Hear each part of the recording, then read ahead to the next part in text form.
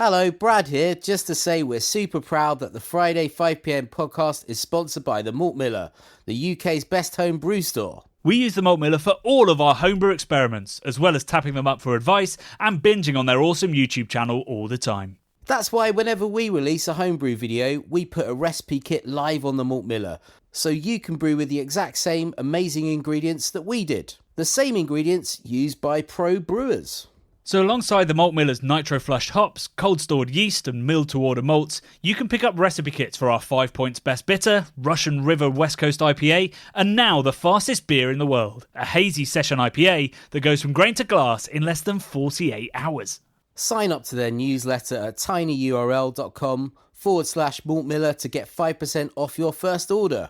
With the Malt Miller's amazing customer service and Johnny's 48-hour recipe, you could order the ingredients on a Monday and be drinking the beer by the weekend. Speaking of which, it's Friday. It's 5pm. So enjoy this week's Friday 5pm podcast.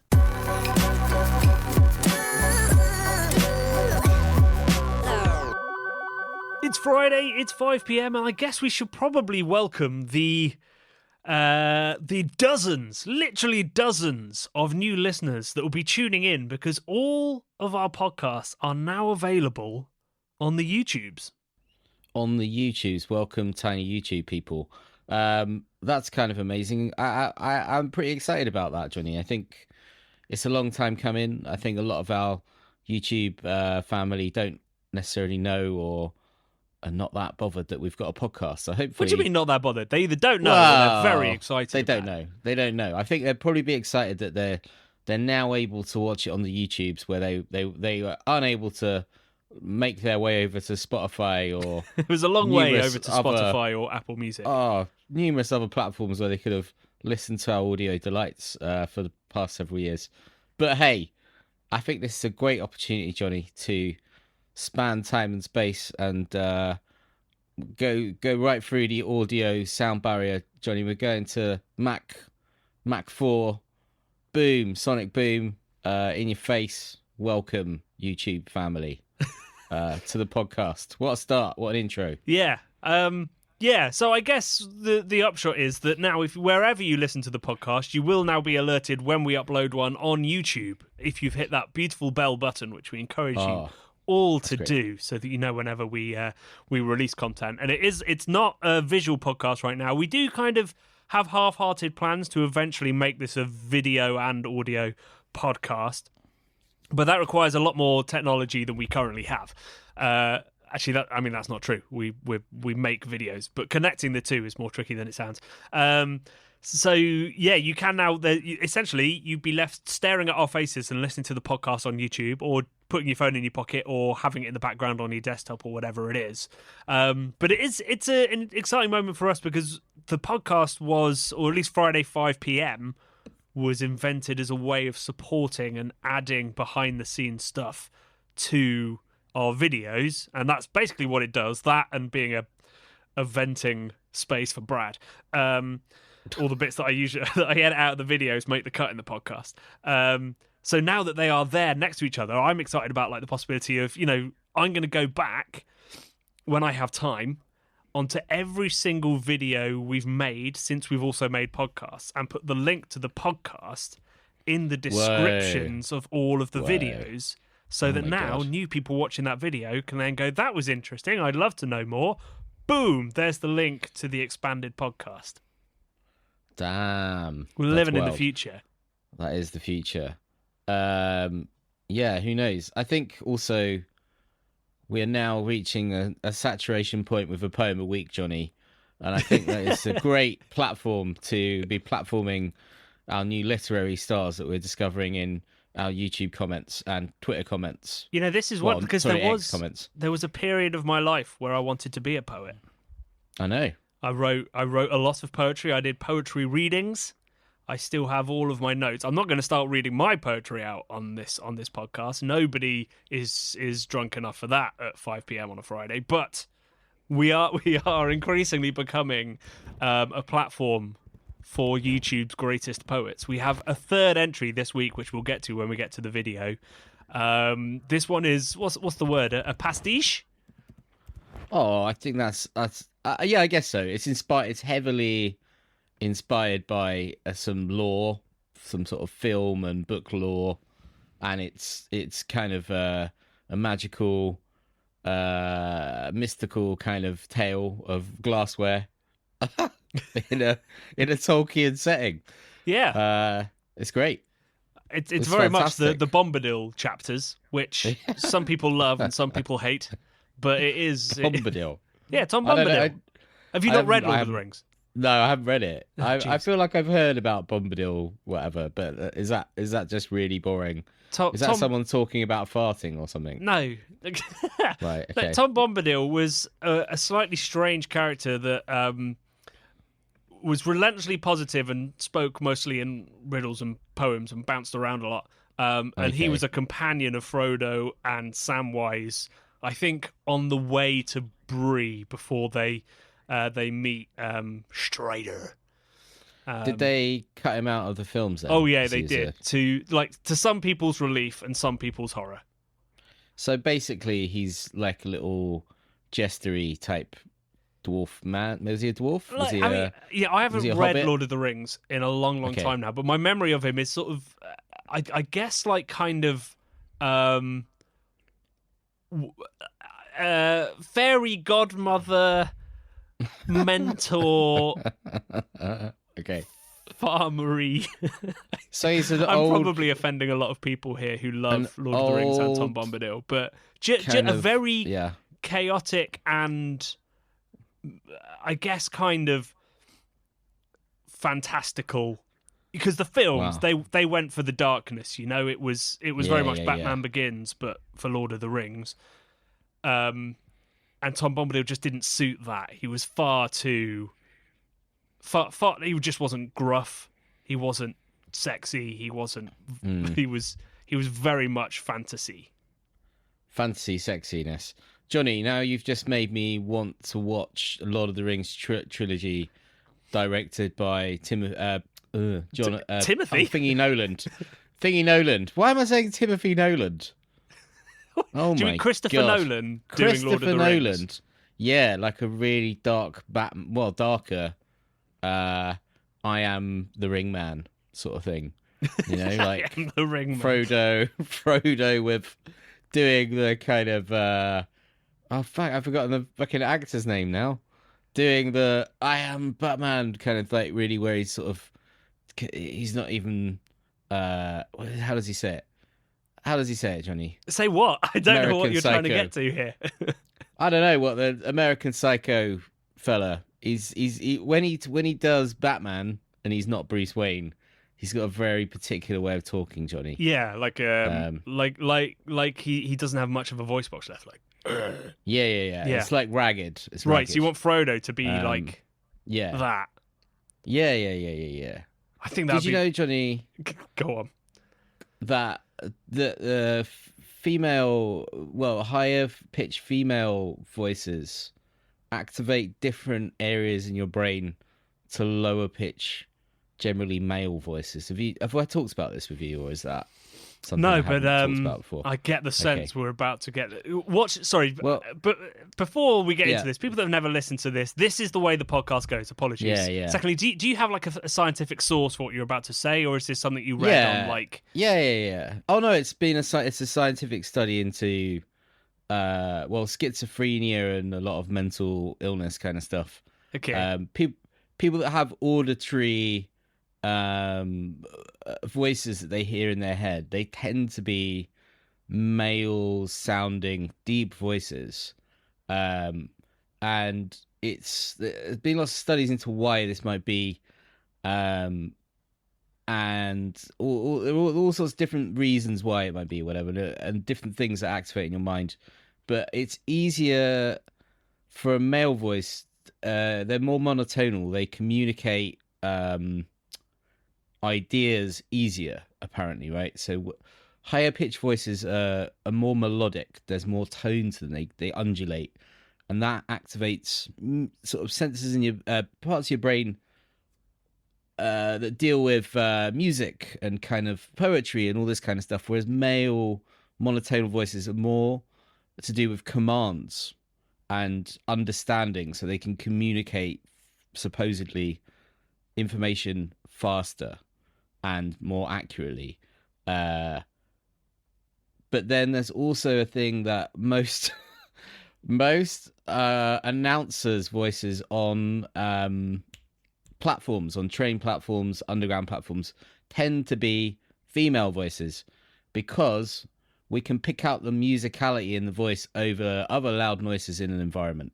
So there's all sorts of, I don't know why I've gone down this path, Johnny. It was Frodo, it was Christopher Nolan, it was a dark Frodo timeline that took us here, Johnny. And I'm sorry. So would Lord of the Rings have Yeah.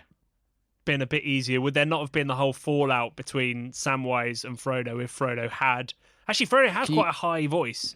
So Yeah, if he he does had a have a high deep voice. voice, I would think there'd be things a have lot- gone a bit better, a bit smoother? I think there'd be a lot more fights in it, right? So can you imagine they'd There's be quite a more lot of fights in aggressive? Lord of the... They'd probably be, but infighting amongst amongst the guys, because I feel like they'd be more aggressive. They're not very aggressive, are they? They're very sort of pastoral and lovely, and sort of bobbing along.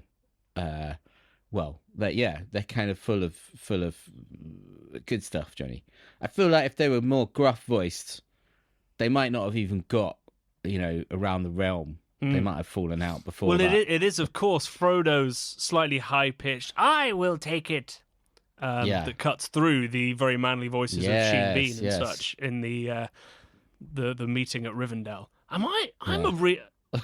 You're a geek, man. I know a lot about You're a Lord of big the Rings, fan. apparently. It's because, You do. genuinely, I think like a lot of people, perhaps our age, I have that pang to watch Lord of the Rings. Like, I probably watch it once a year, the trilogy. Well, maybe not since I became a dad. I don't have 12 hours to spare, but... Yeah, I was going to say, you're watching the longer ones, right? Yeah. I remember actually when the third one came out, me and my best friend at the time, we were like, we'll watch the first two and then we'll go to the cinema.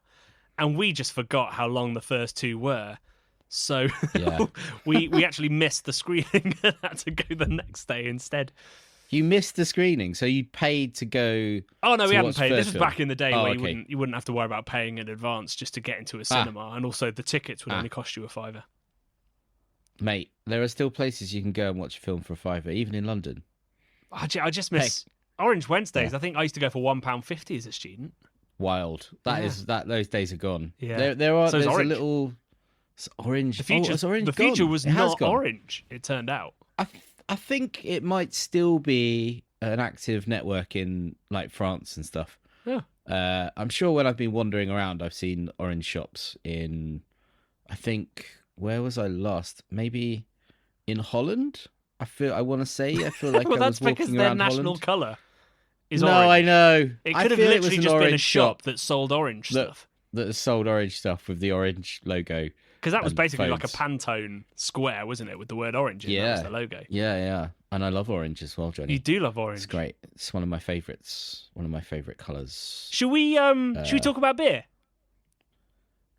Yeah, I guess so. There's a new go on then. I was going to talk about Chris Martin Coldplay letting idols use the video for Yellow to make Yellow is a colour like orange. That's my tenuous link. Thanks for that. Thanks for that explanation.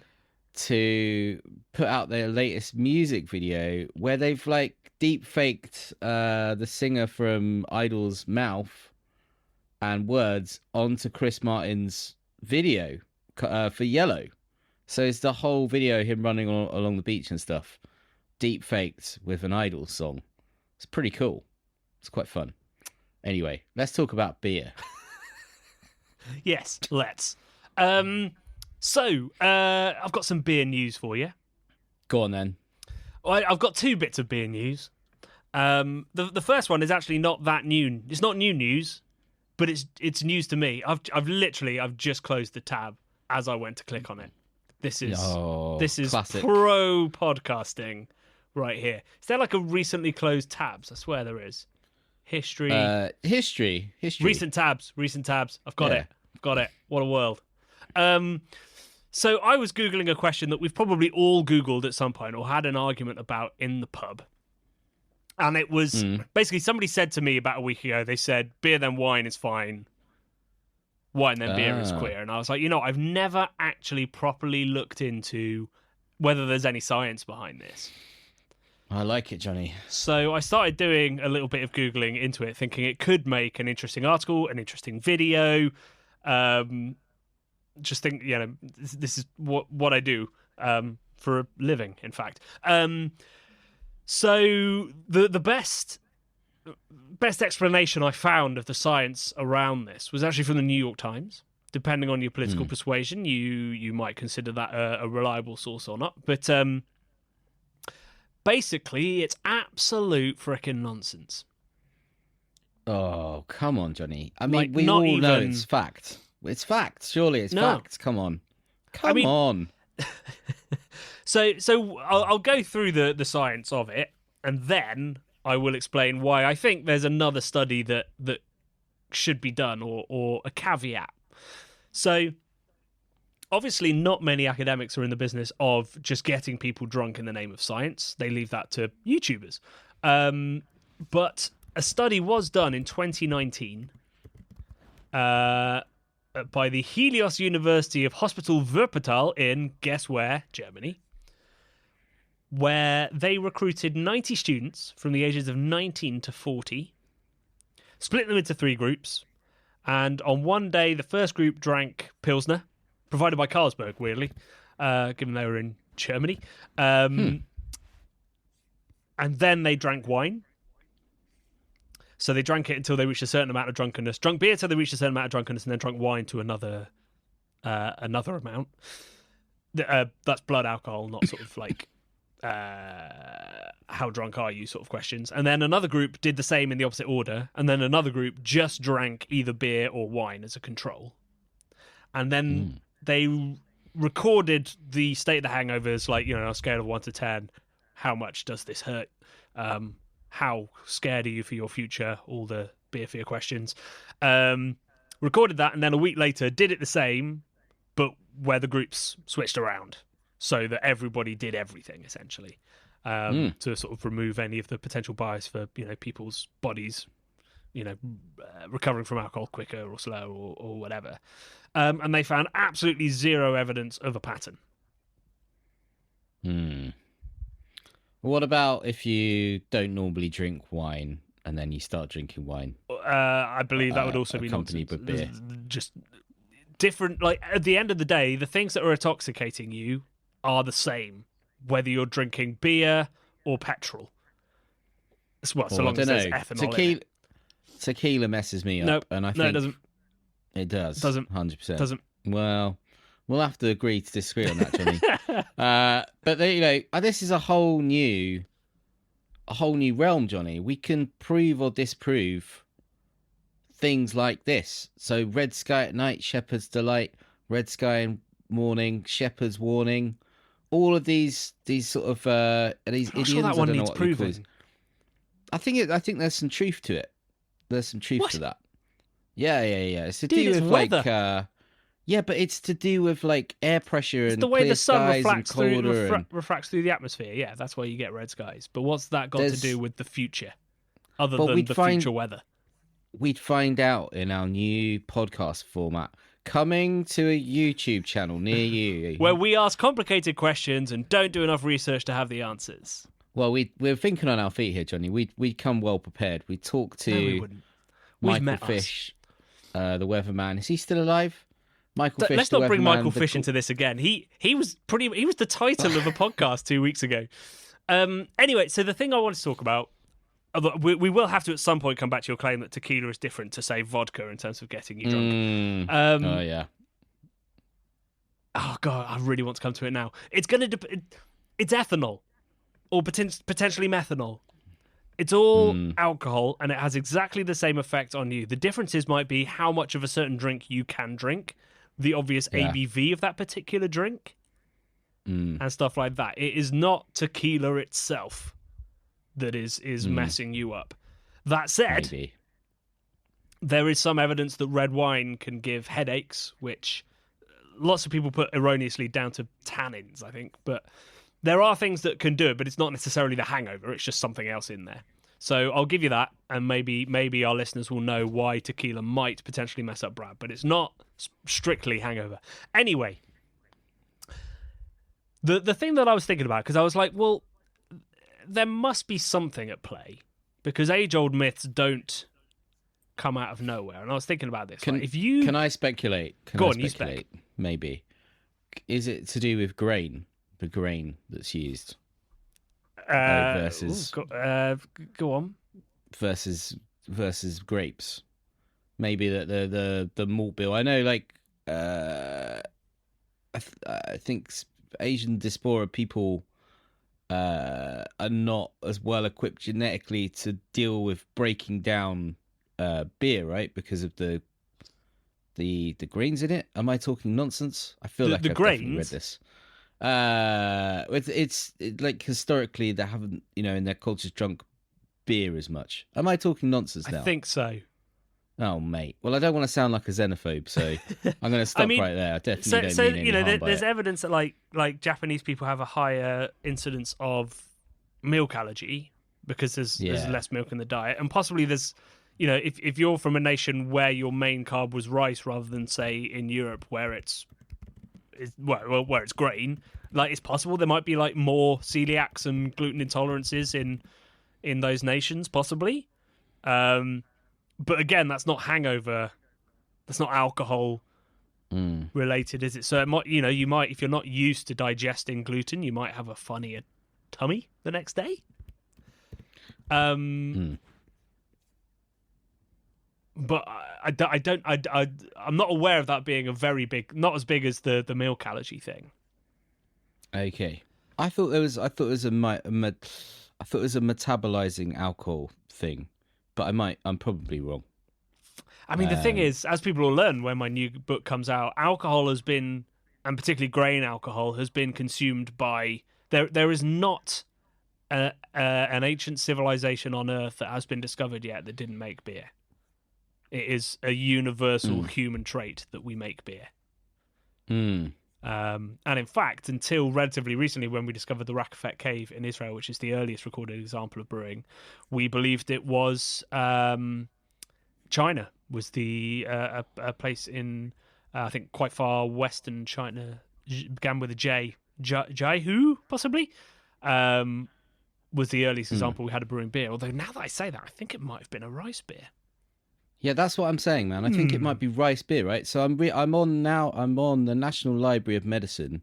Go on. Which is an official Which website. National Library? UK, America, which one? No, an official website of the United States government. United States, okay. Right? So this is about alcohol health research world. This is a paper from 1995. Genetic influences affecting alcohol use among Asian. Aldehyde dehydrogenase. Dehydrogenase, there you go. Yeah. Yeah. ALDH is one of two enzymes primarily involved in alcohol metabolism. Several variants exist of the gene that produce ALDH. One of these gene variants, which generates a non-functional enzyme, is present in Asians, but not in Caucasians and African Americans. People with two copies of the defective gene respond to alcohol consumption with intense flushing and other unpleasant reactions such as nausea. Consequently, these people consume very little alcohol and are a much lower risk of alcoholism than people with functional ALDH genes. So I don't know what my point is really, but I think there is some truth in what I was saying. Yeah, there could be, and it's so I was hearing, because you said grains, I was hearing the gluten thing, but it's literally how people process ethanol. Yeah, being more or less effective. So. Yeah. So I'm wrong, but I'm also a little bit right. That's what we find a lot in this podcast, Johnny. For new listeners, I'm wrong, but I'm also a little bit right. There you go. The most satisfying way for an argument to conclude. So I found that out today, that there's no science behind it. And I mean, I don't really mix drinks anyway. It's either a wine night or a beer night, as far as I'm concerned. And occasionally, when things have gone really wrong, a whiskey night. Oof. But that's pretty rare. In fact, the last whiskey I had was the day my daughter was born, so 2 and a bit years ago. Wowzers. Not that went wrong, Just No, just you just- needed something, you know. Yeah. That's understandable. So the other bit of news I wanted to talk about was the BrewDog news. Go on.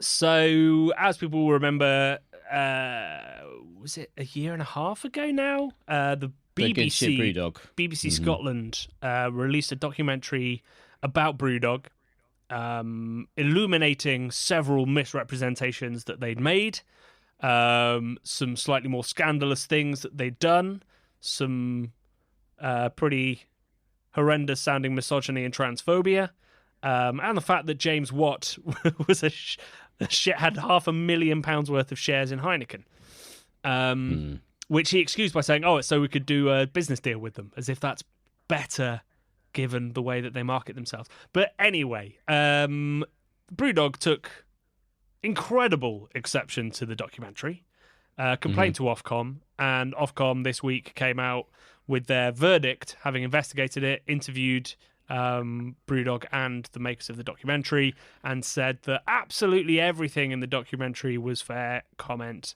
There was no invasion of privacy, and everything should stand, and all complaints are dismissed. Wowzers. Yeah, so that's they probably should have just let it go, shouldn't they, really? Yeah, I mean, that's very much like- not the BrewDog way, Yeah. but it's because let's be honest, whatever you think of BrewDog, we now know that the marketing was all talk. That's not what they think, believe, or intend to do with their lives. And so this is more bluster. This just backs up the idea that we shouldn't believe a word that comes out of their marketing department. So I think it was a very significant ruling. And I didn't think that the documentary was perfect. I think there was some hearsay and stuff, but it was still backed up by people's testimony, and therefore it needs to be let to stand because it is evidence. But the fact that Ofcom have come out and gone that this is, every claim was backed, every reasonable step was made to give them the right of reply, is reassuring, and I really, really hope that it means that the people that are still holding out and saying that it's some kind of weird witch hunt against BrewDog have lost any kind of footing that they had, because it's clear that nasty things were done at that company by people that were taking, I think, their employees and their consumers for a ride. And I'm very relieved that Ofcom have decided that this is just yet more misdirection. So yeah, I wanted to put that out there in case anybody wasn't aware that A, was happening, and that B, it is now resolved. I haven't seen anything from James Watt, but I don't really care what he has to say about it. I saw he posted he was on holiday. Oh, right. So he's sunning himself and taking photos so that it looks like he's totally fine with it, like somebody that's been broken up with and it's going, "No, I'm fine. Look at me. Yeah. I've travelled halfway around the world to show you how fine I am." Exactly. Yeah. Which is a good. It's always a good look. Looked nice though where he was. Looked very nice. That's because all the millions he's taken from his all the money. EFPs. I think it was a private jet job for sure. It looked pretty nice. Yeah, you keep living that carbon neutral life there, James. Have you got any beer news before we get to the video? Well, I had a little bit of beer news, Johnny, which is a bit of beer news, bit of sports news. I know Good you Lord. like a bit of sports ball from time to time. And this is some Super Bowl related news. Do you mean Super Bowl? Super Bowl. Terry's chocolate egg, Terry's chocolate orange. We're splitting eggs there. Agreeing to disagree. We're agreeing to disagree. You're sometimes Super right. Bowl. Some kind of right, kind of wrong. Yeah. Yeah. Do you watch the Super Bowl? Don't you? You love it. Yeah, I don't watch it live though. I watch it the next night and have to avoid spoilers because I can't stay up that late. We filmed the day of the Super Bowl, right? Or the morning after. And someone attempted to tell you about the Super Bowl. Yeah, I shut him down. You shut him down. Yeah. So the biggest news from Super Bowl, Johnny, is Bud Light lost its crown as the best-selling Super Bowl beer. It's not the biggest news from the Super Bowl, but it is news. It's not the biggest news from the Super Bowl, but Corona took the top spot. There you go. And this because a lot of people are they're boycotting Budweiser. Yeah, it's a long old boycott. The right are much more effective at boycotts than the left. That's for sure. Yeah. Yeah, it's a weird. I mean, yeah, obviously we don't necessarily need to go into all of that, but I thought that was interesting. They even paid for a big. I think they're a sponsor as well of Super Bowl. And I think they had an ad break, whatever, which costs like an insane amount of money. Well, Bradley, until 2 years ago, Bud, Anheuser-Busch were the only beer sponsor of the Super Bowl. They had a monopoly on it, and had for something like 40 years. This is all in my book as well.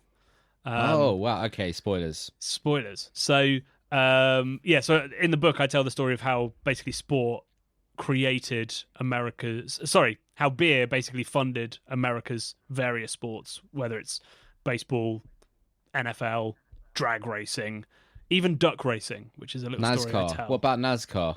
Oh, absolutely.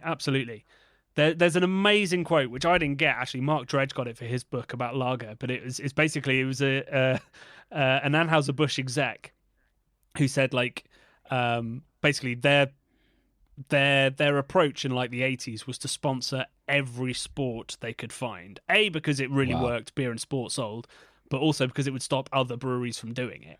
So he said that this exec was once just flicking channels and he found a duck race that was sponsored by Bud. Being televised. A duck race. Duck race.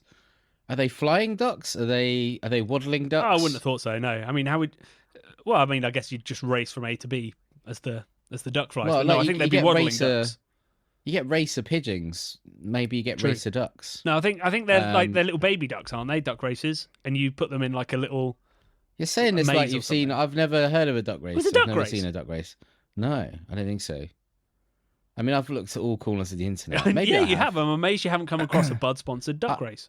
I like Pan and James. They should have sponsored them. Pankun and James. They were a Japanese sort of show from maybe the 80s or 90s, which featured a chimpanzee and some sort of bulldog, and they were best friends. And there's one clip where Pankun, I believe, is the ape, and I think James. No, I've probably got that wrong way around.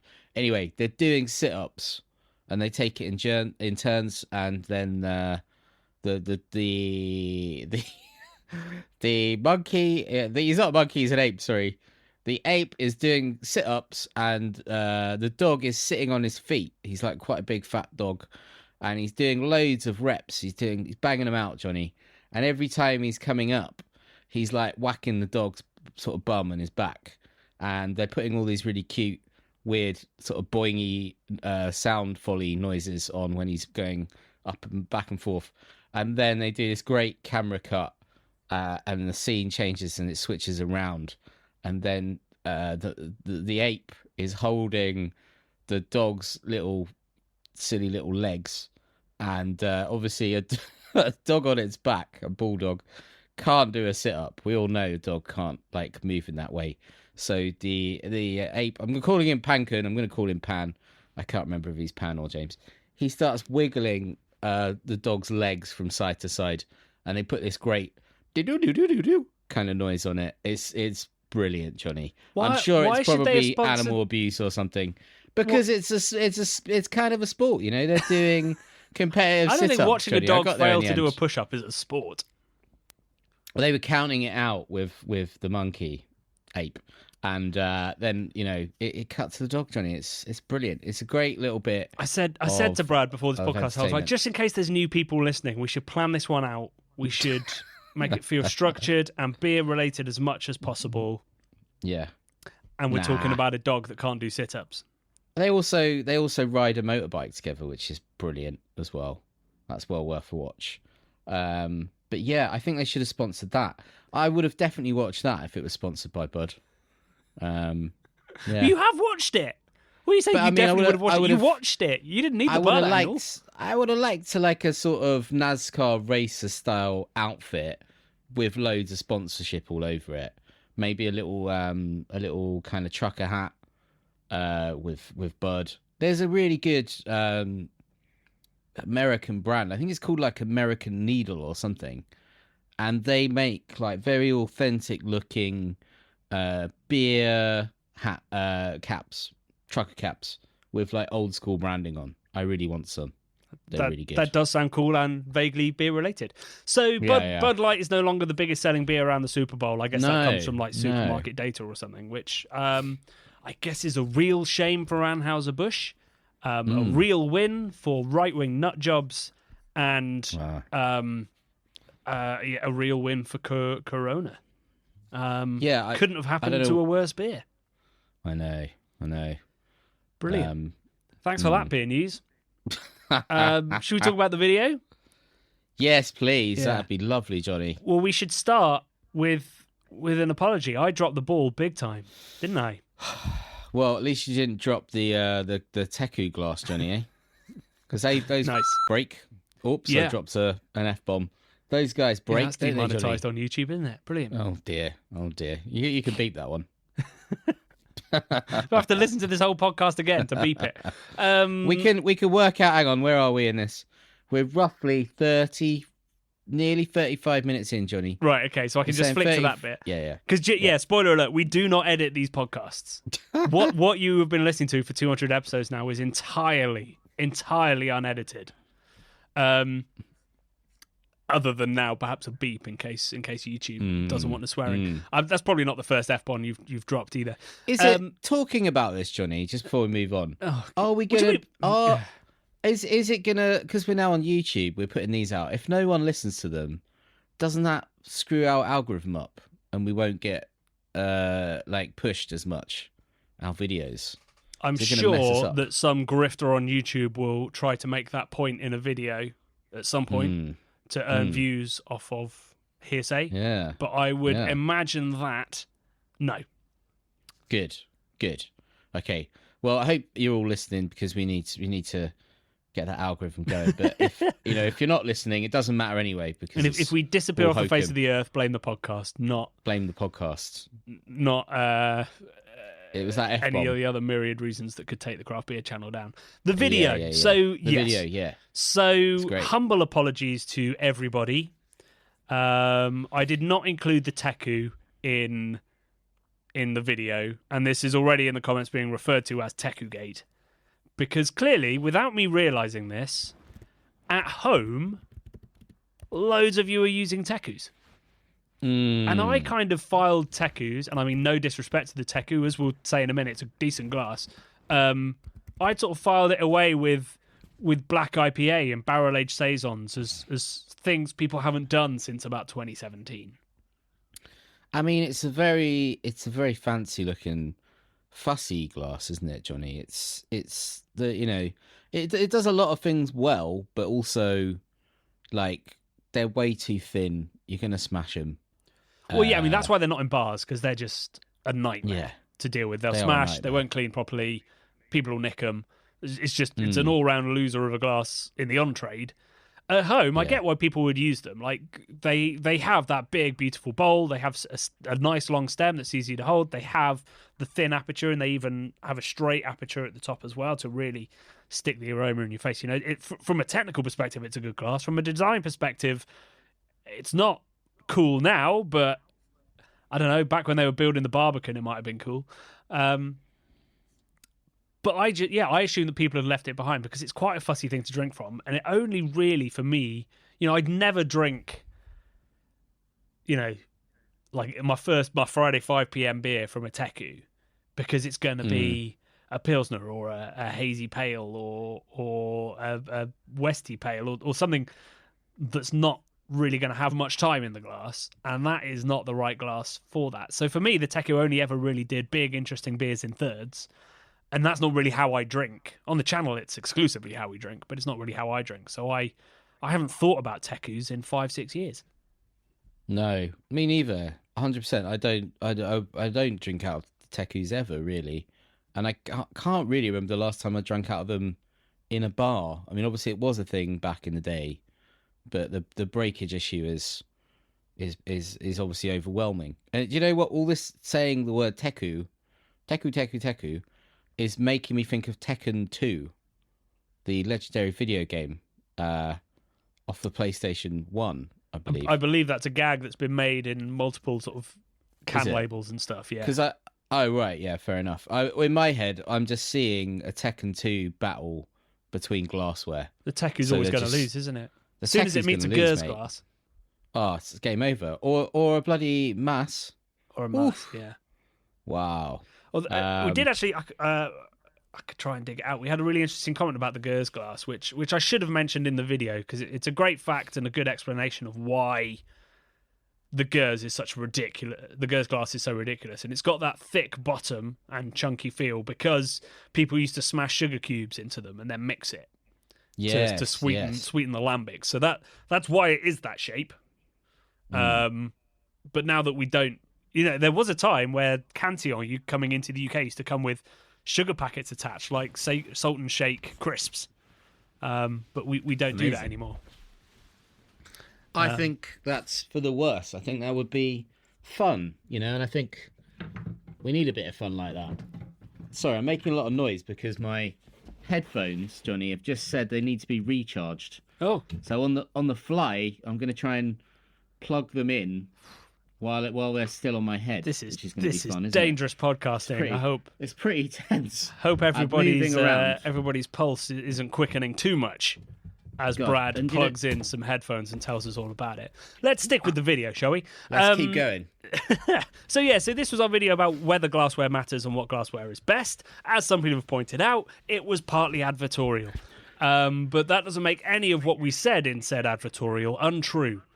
Although some of the comments people would say it kind of does. Oh, we got a nice warm kind of sound then. Fuck. Bit of mains power going past the microphone, I think.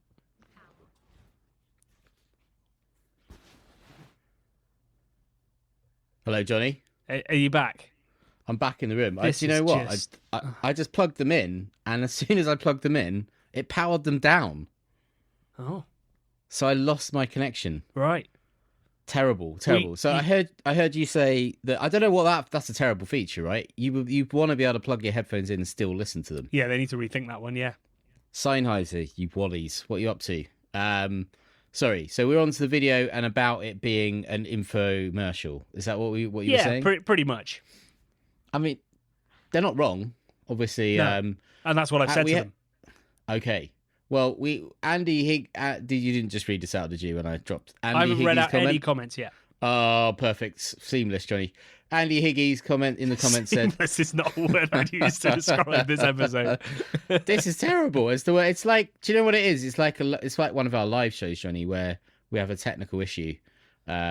It's because I know that it's going on the YouTubes that my headphones decided to run out of battery. I don't think.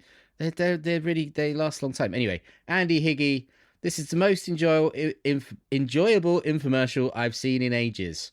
I have a bunch of different glassware in the cupboard, but will nearly always use the worst one, a shaker pint.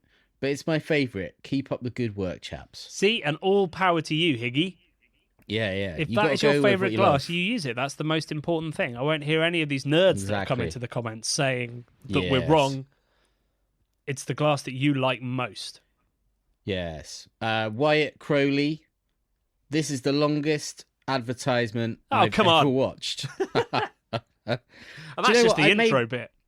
Yeah, the intro bit. I just got to say, it's a chef's kiss from me, the little intro bit. I kind of left you a voicemail of what I thought we could do to improve the video, and I just sort of said 2001 A Space Odyssey. Space Odyssey intro, where the glassware is spinning slowly to that amazing, epic score, and then transition from our faces on the glassware to our faces in reality. And I was blown away when you sent it to me. I was like, oh my, it looks even better than I thought it would in my head. We lined up perfectly. Well, yeah, you say so we lined up. I had to line it up perfectly. That glass is a serious angle and a different size, and it took me ages to get the frame right. it was not as easy as you're making it sound, buddy. But we're the perfect distance apart as well, and we're sat on the correct side. You didn't have to flip the image or anything. No, it's very fortunate that it transpired that way. Have you got any comments, Johnny, that are infomercial related? I was just thinking before I go on, who's your favourite infomercial host? Mine is Barry Scott from Sillet Bang. Do you remember Barry Scott? The guy Barry that shouts. Scott here. Yeah, Barry Scott here. Sillet Bang. So apparently he was not actually called Barry Scott, and he was a mascot for cleaning products Sillet Bang from 2005 till 2007, and then again to get that retro nasal effect, Johnny, in 2013 to 2016. I was going to say, like, it can't just be 2 years, given the cultural impact that I voice know. has had. Americans Yeah. listening have no idea what we're talking about, but Do you- Sillet, bang, and the dirt Sillet is bang. gone. That's it. Do you want me to break the third wall or fourth wall or whatever and tell you what his name is in real life? Wait, I thought, what? That's not his real name. No. Weird, isn't it? He's not called Barry No, Scott. I don't want to know. I don't. If his name's not Barry Scott, I don't want to know. He's played by, it says here, he is played by, cover your ears, Jeez. Johnny, Neil Burgess, who I don't know anything about Neil Burgess, and I feel like my childhood is now a lie. What if you can't trust a Sillet Bang advert, what can you trust? Matt Berry, Volcanicity. Oh, That Matt was Berry. a good voiceover. That guy's work. voice is Yeah. brilliant. I'll tell you who else gets a lot of good work for voiceover. Yeah. Is Richard Ayoade. He I gets was also thinking of him. loads. He's done a great job. Is it MasterCard he's working with at the moment? All sorts. He even does British lamb or something. He does like a British beef. It's such an that's a weird one. unsexy voice and unsexy looking man. I just love that he can sell stuff now. That society has evolved to the point where a man as nerdy as Richard Ayoade can sell his stuff. Killing it. He's killing it. Yeah. Anyway, back to beer. Also, if there are anybody looking for voiceover artists, just let me and Brad know. I know I sound like I have the flu, and that's because I did. But generally, I have a... actually, I think I've got quite an annoying voice, having listened to myself for 10 years. You got a pretty good voice. I struggle with reading because I'm dyslexic, so reading out the comments is painful sometimes. Sorry about that, listeners. Do you know what? Reading out the comments, you're fine. I'm not sure you should read out too many technical papers on I just panic. In my head, it's fine. I can read it at normal speed, and I'm not sort of stuttering over words. It's just the pressure of reading it out. Reading it out loud. It gets it's like somebody's over your shoulder when you're typing. Yeah. Yeah. Do you know, Johnny, infomercial? God, all the rest of it. I thought I'm going to drag it back in. This is a comment from Jeff Williams, spelt really interestingly. He's done something here in the comments which we failed to do in video. He's told everyone that Malt Miller is shipping your glasses to the US. Yeah, and we didn't even mention Love it when our viewers inform us of our merch availability. He says, "What kind of shills are you anyway?" Terrible shills.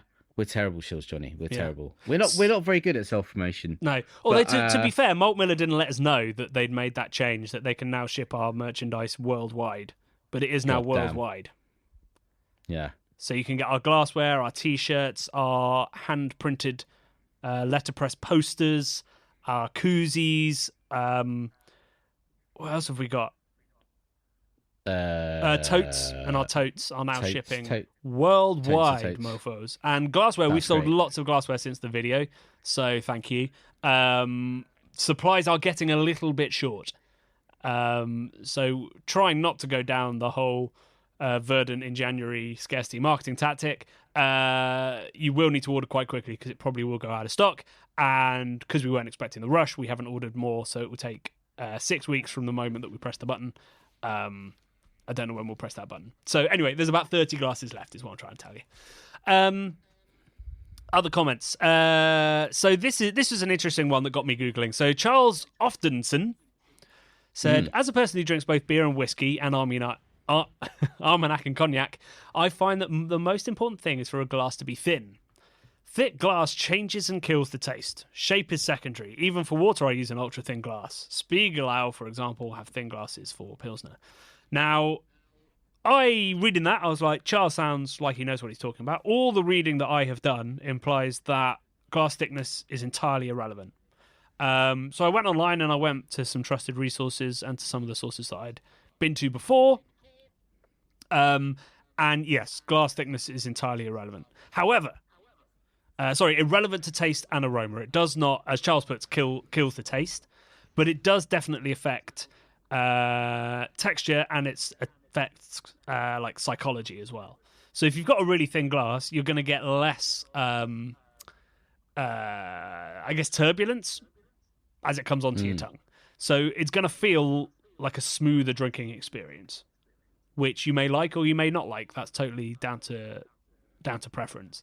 But it does make a genuine sort of physiological difference.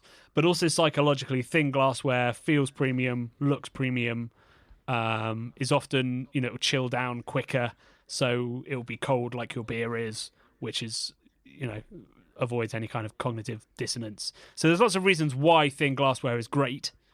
But we didn't dig into that because A, I think it's mostly preference, and B, because thin glassware breaks so easily. You can just look at a Spiegelau and it might go. So we didn't really dig into that. Although I regret not mentioning it because I should have made that point clear. If you like thin glassware, great, there's valid reasons for it. But in terms of flavour and aroma, it makes absolutely no difference. And Charles saying shape is secondary is just not borne out by any scientific studies.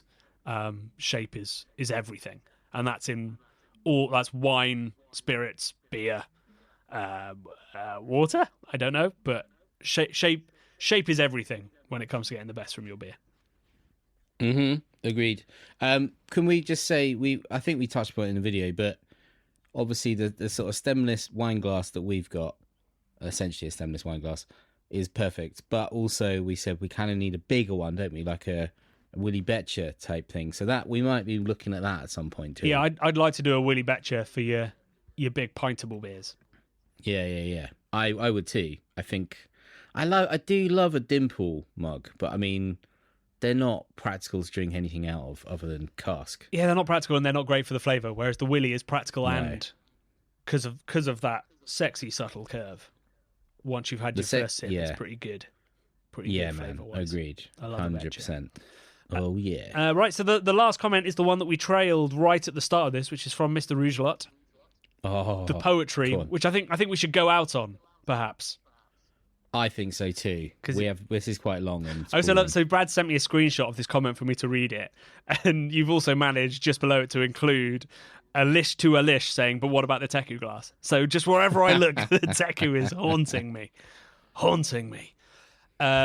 Right, yeah. So Mr. Rougelot, often on the pod, a great commenter, but this might just be his best, and this is Lord of the Rings related. And I hope I nail this. I'm not going to go for the Gladriel voice.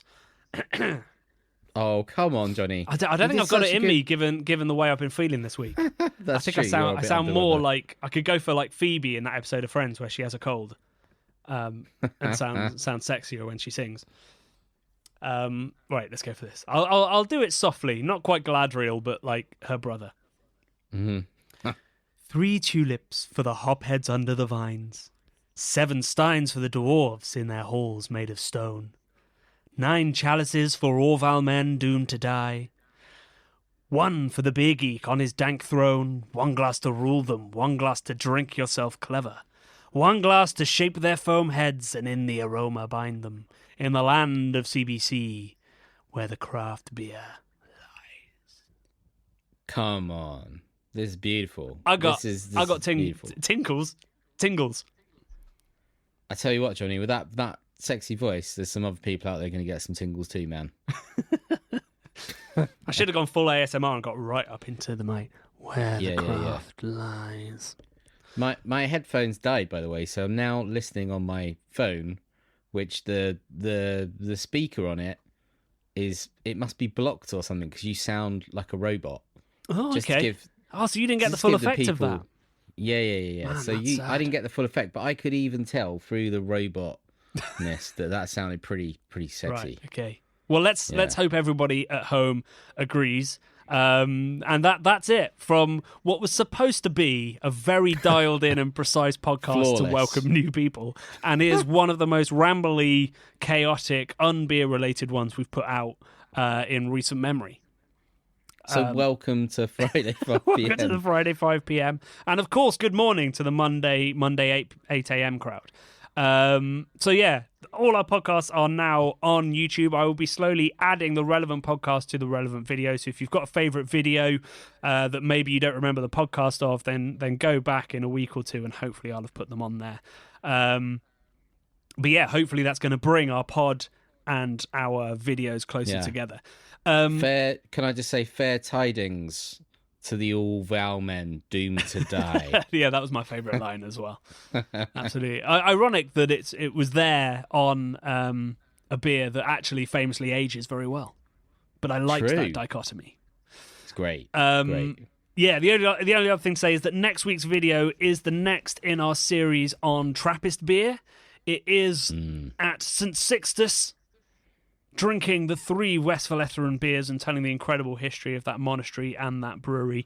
And it involves a little trip there as well, which we did when we went to film at St. Bernardus. So it's going to be a really great video. Very excited to put that one out into the world. And that'll be live, as always, at 4 p.m. on Wednesday and followed by a podcast now on YouTube at 5 p.m. on Friday. Love and beer.